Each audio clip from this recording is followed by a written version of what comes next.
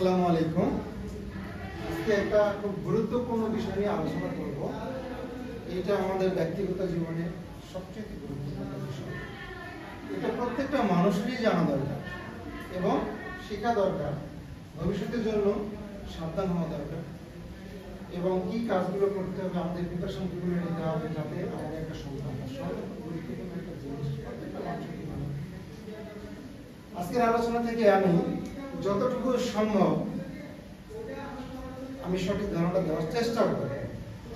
এখানে আমি একটা চিত্র আঁকেছি, দেখতে পারবেন। এটা হচ্ছে ওভারি, এটা রিপ্রোডাক্টিভ সিস্টেমের একটা চিত্র। এটা হচ্ছে মেয়েদের ওভারি, দুই পাশে দুইটা ওভারি থাকে। এটা হচ্ছে ইউটেরাস, সার্ভিক্স। এখন এই ইউটেরাসে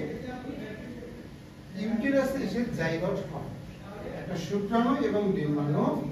এখানে প্রথমে ডিম্বাণু আসে। ডিম্বাণুটা কিভাবে আসে? প্রত্যেক মাসে মেয়েদের একটা ঋতুস্রাব হয়, অর্থাৎ মাসিক হয়। এইটা 28 দিন পর পর, অর্থাৎ 28 ডেজ।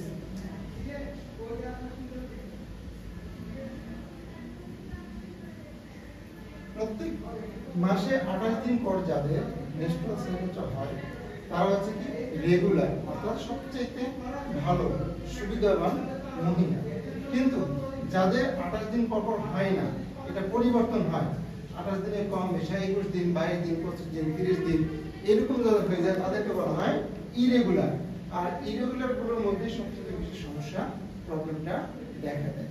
এটার জন্য গাইনি ডাক্তারের চিকিৎসা নিলে কিন্তু এই সমস্যাগুলোর সমাধান হয়ে যায়। আমরা সময় দেখতে অনেকেই এই কাজগুলো করি না বা চিকিৎসা নেই না, পদ্ধতি নেই না, যার কারণে পরবর্তীতে আমাদের লাইফে অনেক ভোগান্তি হয়। কারণ 28 দিন মেনস্ট্রুয়াল সাইকেলের প্রত্যেক মাসে, এক মাসে এই ওভারি থেকে একটা ডিম্বাণু চলে আসে, ইউটেরাসে জমা হয়। ঠিক পরের মাসে আবার আরেকটা ওভারি থেকে ডিম্বাণু এখানে জমা হয়, অর্থাৎ মাসে শুধু একবারই একটা ডিম্বাণু আসে। এইটা যেদিন মেন্স শুরু হয়, অর্থাৎ মাসের শুরুর দিন থেকে 14 দিন পর, 14 দিন পর একটি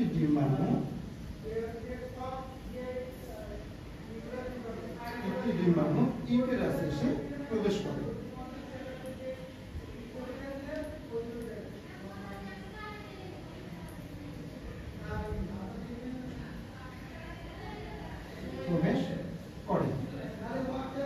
এখন ডিম্বাণু এবং শুক্রাণু মিলনের ফলে কিন্তু জাইগোট সৃষ্টি হয়। এখানে ডিম্বাণুর আয়ুকাল আমরা তো জেনে রাখি, ডিম্বাণুর আয়ুকাল হচ্ছে 48 ঘন্টা।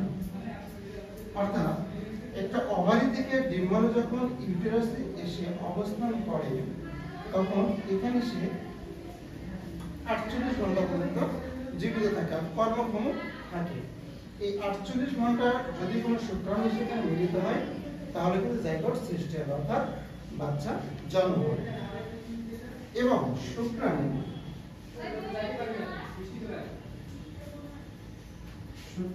আয়ুকাল হচ্ছে 72 ঘন্টা। তাহলে 48 ঘন্টা কয়দিন হচ্ছে? 24,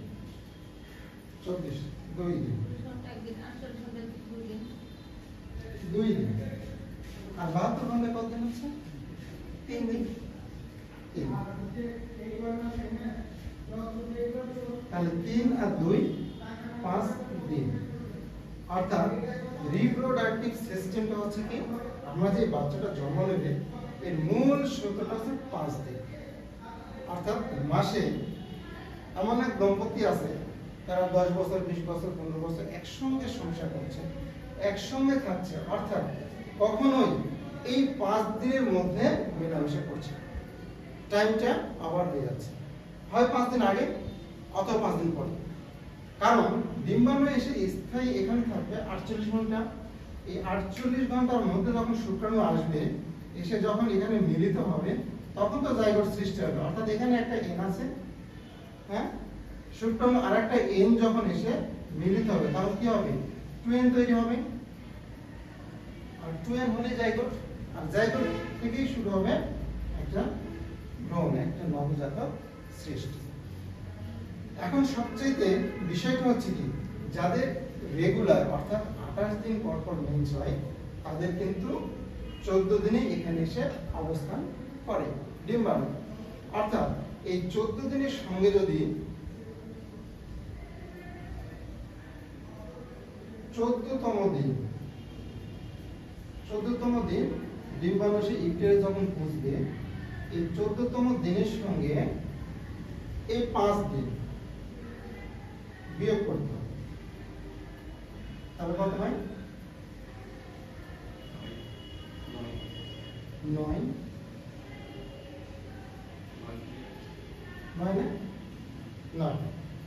এবং আবার 14 সঙ্গে যদি যোগ দেওয়া যায় 5, তাহলে কত হচ্ছে?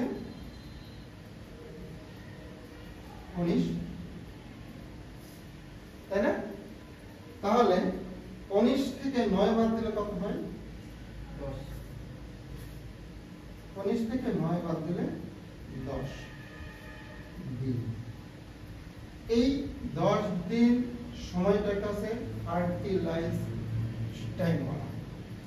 অর্থাৎ ক্রিকেট যদি কেউ খেলে, ধর ব্যাটিং ব্যাট করছে, বোলিং বল করছে, সে যতই ভালো প্লেয়ার হোক, যদি বলটাকে না লাগে কিন্তু ছক্কা হবে না।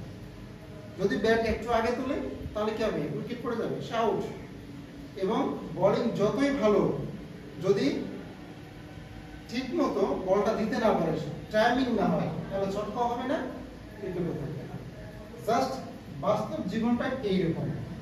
ধর এমন দম্পতি আছে 20 বছর ধরে সংসার করছে, কিন্তু এই 10 দিনের মধ্যে তারা সহবাস করছে, হয় 9 দিনের আগে হয়েছে অথবা 19 দিনের পর হয়েছে। তারা এমনকি জানে না বা বোঝে না যে ফার্টিলাইজ এজটা কখন, সময়টা কখন, অর্থাৎ কোন সময়টা এই ডিম্বাণু এবং শুক্রাণু মিলনের সময়, এইটা জানে না। যার কারণে সমাজে এই প্রবলেমটা দেখা যায়, অনেকের বাচ্চা হয় না। আসলে কিন্তু তার বাবা অসুস্থ আছে, মা অসুস্থ আছে, অর্থাৎ দুজনেই সুস্থ, দম্পতি দুজনেই সুস্থ, কিন্তু এই যে সঠিক সময়ে মিলিত না হওয়ার কারণে নবজাতক জন্ম নিচ্ছে না। এইটা হচ্ছে মেইন ফ্যাক্টর। আর আরেকটা কথা বলি, এটা শুধু তাই না, এটা যদি বাস্তব জীবনে প্রত্যেকটা দম্পতি ব্যবহার করে, নিয়ম মেনে চলে, তাহলে তাদের লাইফে কোনো কন্ট্রাসেপটিভ মেথড ব্যবহার করতে হবে না। এটা সবচেয়ে গুরুত্বপূর্ণ। বাংলাদেশে ওপিস প্রোডাক্ট অর্থাৎ ওরাল কন্ট্রাসেপটিভ পিল, ফেমিকন বলেন, মিমিকন বলেন, যত আছে, কত কি আছে, এই সকল ওষুধ প্রচুর বিক্রি হচ্ছে, প্রচুর মানুষ ক্রয় করছে, খাচ্ছে। শুধু ওষুধগুলো খাচ্ছে না, এই ওষুধগুলো শরীরে এক ধরনের বিষ তৈরি করছে। মানব জীবনে, সে সকল মেয়েদের জীবনে একটা ক্ষতিকর দিক নিয়ে চলে আসতেছে। কিন্তু এই 10টা দিন যদি কেউ মেনটেন করে, তাহলে এই বিপদ থেকে বেঁচে আসবে।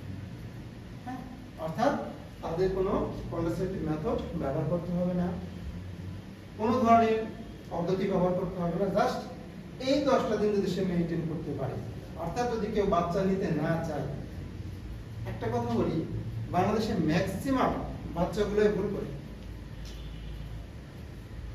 কোনো প্রিপারেশন ছাড়াই হঠাৎ করে একটা বাবা মা বলে যে আমি মা বলে প্রেগনেন্ট, আমি মেন্স হচ্ছে না, রিপোর্ট মানে পরীক্ষা করে দেখতে সে প্রেগনেন্ট। কিন্তু প্রত্যেকটা বাবা মার উচিত একটা সন্তান নেওয়ার জন্য আগে প্রিপারেশন নেওয়া। প্রিপারেশনটা কি? তারা মাটা শারীরিকভাবে সুস্থ আছে কিনা, বাবা শারীরিকভাবে সুস্থ আছে কিনা, এটা দেখতে হবে, রিপোর্ট করতে হবে, দেখতে হবে। ডাক্তার দেখাতে হবে দুজনকে। ডাক্তার দেখানোর পর যদি তাদের কোনো ল্যাক্স থাকে, কোনো গ্যাপ থাকে, তাহলে পুষ্টিকর খাবারগুলো খেতে হবে, তাদের সুস্থতা আনতে হবে।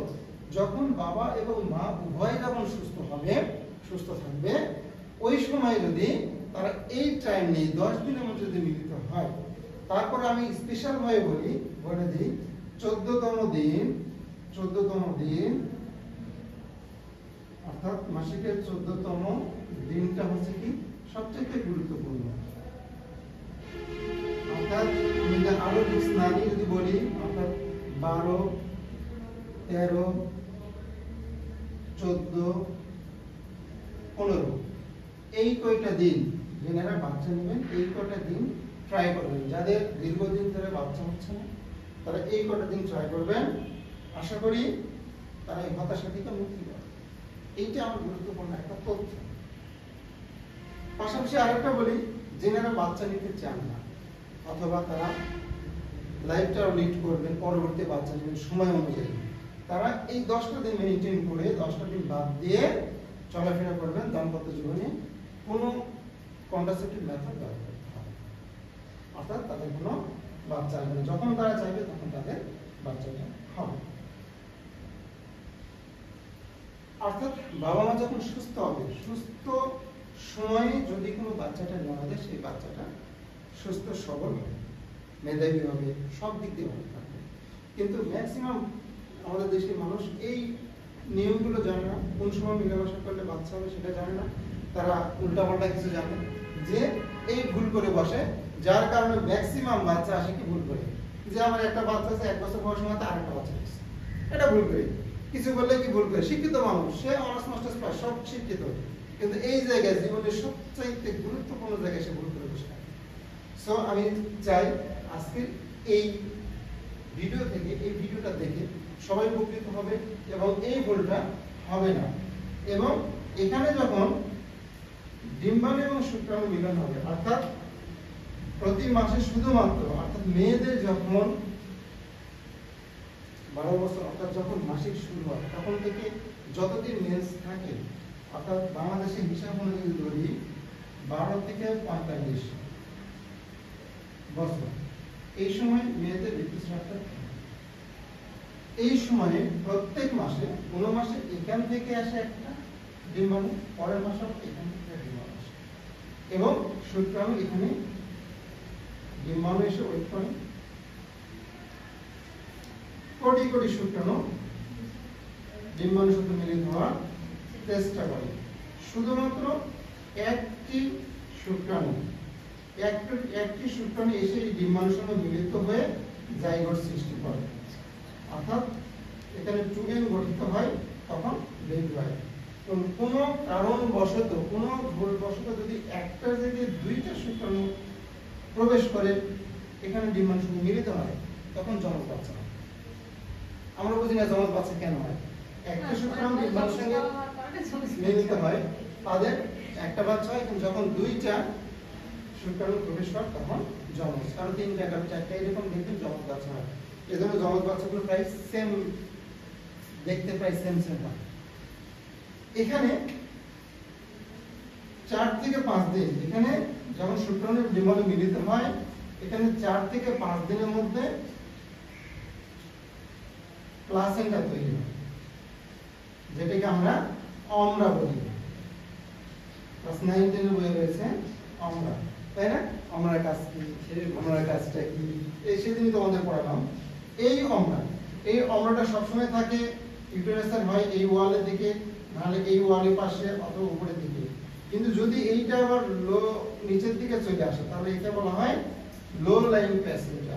লো লাইং প্ল্যাসেন্টা হচ্ছে কি, বাচ্চা সবচেয়ে রিস্ক বের করে, মার জন্য রিস্ক, বাচ্চার জন্য রিস্ক, যে কোনো মুহূর্তে আবর্ষণ হয়ে যেতে পারে এবং মা প্রচন্ড পেট ব্যথা থাকে, যে কোনো মুহূর্তে ব্লিডিং শুরু হতে পারে, বাচ্চা নষ্ট হয়ে যেতে পারে। সো এইটা খুব সিরিয়াস পর্যায়ে। এবং এই প্লাসেন্টা কাজটা কি, প্লাসেন্টা অর্থাৎ গর্ভফুল, প্লাসেন্টার বাংলা হচ্ছে কি গর্ভফুল। প্লাসেন্টার কাজ হচ্ছে কি, বাচ্চার সঙ্গে এই যে ইউটেরাস লেয়ার, যে প্লাসেন্টা আছে, অর্থাৎ বাচ্চার অক্সিজেন যত কালেকশন, যত খাবার দাবার সবকিছু এই প্লাসেন্টার মধ্যেই হয়ে থাকে এবং বাচ্চাটাকে প্রোটেক্ট করে। অর্থাৎ মার পেটে কোনো একটু আঘাত লাগলে, ছোটখাটো আঘাত লাগলে যেন বাচ্চাকে না লাগে, এই প্লাসেন্টার মধ্যে থাকে। অর্থাৎ আজকের গুরুত্বপূর্ণ বিষয়গুলো আমরা প্রথমেই জানলাম। যাদের সন্তান হবে না তারা এই সময় ট্রাই করবেন, কোনো চিন্তা করার কারণ নাই। আর দীর্ঘদিন ধরে এই সময় যদি চেষ্টা করে না হয় তাহলে অবশ্যই গাইনি ডাক্তার দেখাবেন, পরামর্শ নেবেন, চিকিৎসা করবেন, ট্রিটমেন্ট করবেন এবং পরবর্তীতে আবার এই সময়গুলোতে ট্রাই করবেন। আশা করি কনসেপ্ট হয়ে যাবে। আর যারা নবদম্পতি বাচ্চা নিতে চান না, 5 বছর পর নেবেন বা 10 বছর পর নেবেন বা 3 বছর পর নেবেন, ওয়েট করবেন, তাদেরও পরামর্শ হচ্ছে কি এই সকল দিনগুলোতে মানে এই 10টা দিন মেইনটেইন করে চলবেন, তাহলে দেখবেন আপনার কোনো কন্ট্রাসেপটিভ মেথড ব্যবহার করতে হবে না, এই যে জীবনে কোনো ঝুঁকি নিতে হবে না, সব কিছু থেকে আপনারা ভালো জীবন করতে পারবেন এবং সুন্দর জীবন যাপন করবেন। আমার মনে হচ্ছিল এই বিষয়গুলো একটু জানানো দরকার, তাই আমার পক্ষ থেকে আজ আমি জানানোর চেষ্টা করলাম। আজ এই পর্যন্তই। আসসালামু আলাইকুম।